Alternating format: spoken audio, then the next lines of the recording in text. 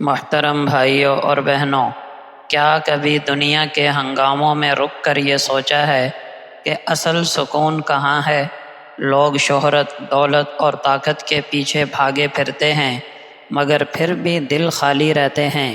قرآن، احادیث اور اہل حکمت کے اقوال ہمیں بتاتے ہیں کہ سکون صرف اللہ کے ذکر، اچھے اخلاق اور حسن اعمال میں ہے۔ آئیے ہم مل کر ان اقوال زریں اور احادیث مبارکہ کو سنیں جو زندگی کو آسان اور دل کو مطمئن کرتے ہیں۔ بسم اللہ الرحمن الرحیم۔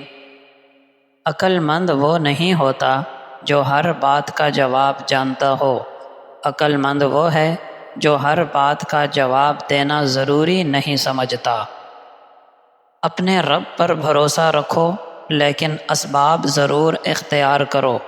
صرف اللہ پر یقین کرنا اور محنت اور تدبیر نہ کرنا جہالت ہے۔ اللہ پر یقین کے ساتھ محنت اور عملی کوشش کرنا ضروری ہے، اسی کو توکل کہا جاتا ہے۔ علم ایک چراغ ہے جو جہالت کے اندھیروں کو دور کرتا ہے۔ یہ علم ہی ہے جو انسان کو صحیح اور غلط، سچ اور جھوٹ، حق اور باطل میں فرق سکھاتا ہے اور انسان کی زندگی کو روشنی نصیب کرتا ہے۔ سب سے بہتر انسان وہ ہے جو دوسروں کے لیے نفع بخش ہو۔ اچھا انسان وہی ہے جو دوسروں کی بھلائی چاہے اور ان کے لیے آسانیاں پیدا کرے۔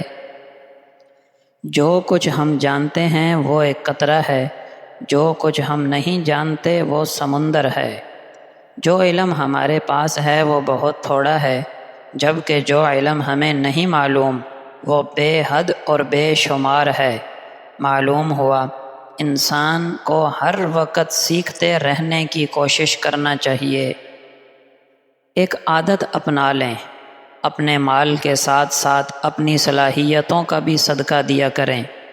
کسی کو مخلصانہ مشورہ دیں، کسی کا مفت میں کام کر دیں، کسی کی کوئی مشکل آسان کر دیں، کسی کا دکھ درد بانٹ لیں اور کسی کی خوشی کی وجہ بن جائیں۔ آپ کی اپنی مشکلیں، پریشانیاں اور بلائیں ٹلتی جائیں گی۔ ایک بزرگ سے ملاقات ہوئی تو میں نے ان سے نصیحت مانگی۔ انہوں نے پوچھا، کبھی برتن دھوئے ہیں؟ میں نے کہا جی ہاں دھوئے ہیں۔ پھر وہ بولے، اس سے کیا سبق ملا؟ میں نے حیران ہو کر کہا، برتن دھونے میں کیا خاص سیکھنے کی بات ہے؟ تب وہ مسکرائے اور فرمایا، برتن کو باہر سے کم اور اندر سے زیادہ صاف کیا جاتا ہے، یعنی ظاہری چیزوں سے زیادہ اپنے اندر کی اور باطن کی صفائی پر توجہ دینا چاہیے۔ کبھی حرام کمائی کی طرف ہاتھ نہ بڑھانا، کیونکہ اس سے دل سخت ہو جاتا ہے۔ عبادات میں مزہ اور حلاوت ختم ہو جاتی ہے، آنکھوں سے آنسو ختم ہو جاتے ہیں، رزق میں تنگی آ جاتی ہے، سکون اور اطمینان چھن جاتا ہے، نیک صحبت سے دوری اور گنہگاروں کی طرف میلان ہونے لگتا ہے۔ کچھ باتیں کہہ دینے کی نہیں ہوتیں، کچھ سننے کی، کچھ سمجھنے کی، کچھ جذب کر لینے کی اور کچھ سہ جانے کی ہوتی ہیں۔ پریشان نہ ہوا کریں، ٹھوکریں بھی انہی کو لگتی ہیں جنہیں اللہ پاک نے تھامنا ہوتا ہے۔ کبھی کسی کے سامنے اپنی چالاکیاں نہ گنواؤ، یہ سب ہوشیاریاں اور چالاکیاں صرف دنیا میں ہیں۔ ہم جھوٹ بول لیتے ہیں، دھوکہ دے دیتے ہیں، مگر یاد رکھیں جو کچھ ہم کر رہے ہیں وہ ہواؤں میں نہیں اڑ رہا، فرشتے لکھ رہے ہیں اور اللہ دیکھ رہا ہے۔ جمع کی گئی دولت کبھی ساتھ نہیں جاتی، لیکن گناہ کی کمائی ضرور ساتھ جاتی ہے۔ موت کے بعد مال و دولت قبر تک ساتھ نہیں جاتے، لیکن اگر دولت ناجائز ذرائع سے کمائی گئی ہے تو وہ گناہ ہمیشہ انسان کے نامہ اعمال میں درج رہتا ہے۔ سخت الفاظ بولتے وقت انسان کو یہ یاد بھی نہیں رہتا کہ سننے والا ان الفاظ کو کب تک یاد رکھے گا۔ ایک زخم تو بھر سکتا ہے، لیکن سخت لفظ ہمیشہ دل کو زخمی رکھتا ہے۔ ہمیں بولنے سے پہلے سوچنا چاہیے کہ دوسرا شخص کس قدر تکلیف محسوس کرے گا۔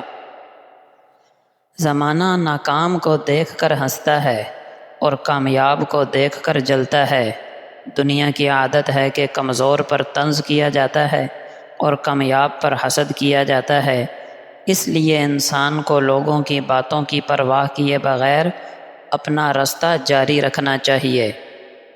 نبی اکرم صلی اللہ علیہ وسلم نے اپنے پیارے صحابی حضرت ابو ہریرہ رضی اللہ عنہ سے فرمایا، اے ابو ہریرہ، جب تم وضو کرو تو یہ کہہ لیا کرو، بسم اللہ والحمد للہ، کیونکہ اس دعا کی برکت سے جب تک تمہارا وضو باقی رہے گا تمہارے محافظ فرشتے تمہارے لیے نیکیاں لکھتے رہیں گے۔ دوستو، یہاں ہمیں یہ پیغام دیا گیا کہ وضو صرف پانی سے چہرہ دھونا نہیں بلکہ روحانی صفائی بھی ہے۔ اگر ہم وضو کے ساتھ اللہ کا ذکر کریں اور اس دعا کا اہتمام کریں تو ہمارا ہر لمحہ نیکی میں شمار ہوگا، حتیٰ کہ اس وضو کی حالت میں چلنا پھرنا، بات کرنا، حتیٰ کہ خاموش بیٹھنا بھی عبادت میں بدل جاتا ہے۔ ہم دن میں کئی بار وضو کرتے ہیں، اگر اس دعا کا اہتمام کریں تو سوچئے کتنی نیکیاں جمع ہو جائیں گی۔ صحیح مسلم کی روایت ہے، نبی اکرم صلی اللہ علیہ وسلم نے قیامت کے دن کفار کی حالت بیان کرتے ہوئے فرمایا، قیامت کے دن کافر سے کہا جائے گا، تمہارا کیا خیال ہے؟ اگر تمہارے پاس زمین بھر سونا ہو تو کیا تم اسے جہنم کے عذاب سے بچنے کے لیے فدیے میں دے دو گے؟ وہ کہے گا ہاں، تو اس سے کہا جائے گا، تم سے تو اس سے بھی بہت آسان چیز مانگی گئی تھی، یعنی کہ ایمان لانا۔ دوستو، یہ حدیث ہمیں جھنجھوڑ کر رکھ دیتی ہے۔